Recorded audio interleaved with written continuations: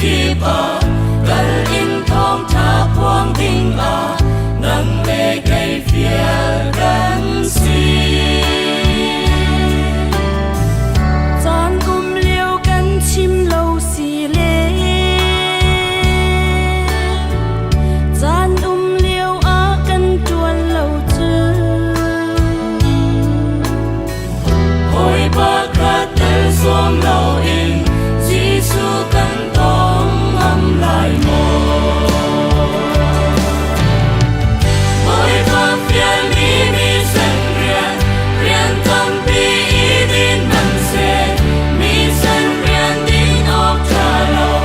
ngồi ốc trà lâu mi sân riêng gần thao giang chúa chi ngô si râm thơ cha nâng về chỗ và ăn lạc ăn si dinh lại lâu mi sân riêng gần chuồn mi tê hi gần suy lưu chín chẳng tê la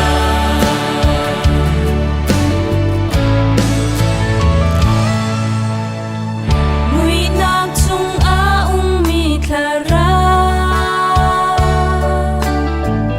Sel tang mi ăn luat khổ nạc nga nông lê gây chuồn vô gần nghề ai tin thiam đinh cần xì lô cần ba tục tì hin la Mi khi hệ thái chi tu mi ni Lom nạc và khal ăn dùn tê la anung pa thiam vô chân in mi sân riêng cần ngồi lại lâu Bồi pa phía mi sân riêng tâm bi ý tin nâng xe mi sân riêng tin ốc trà lâu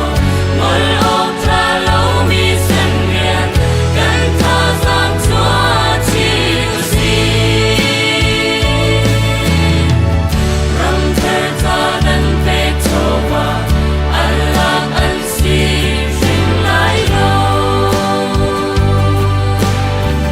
mi sân riêng cần chuồn mi tê hi cần suy lưu chín chẳng tê la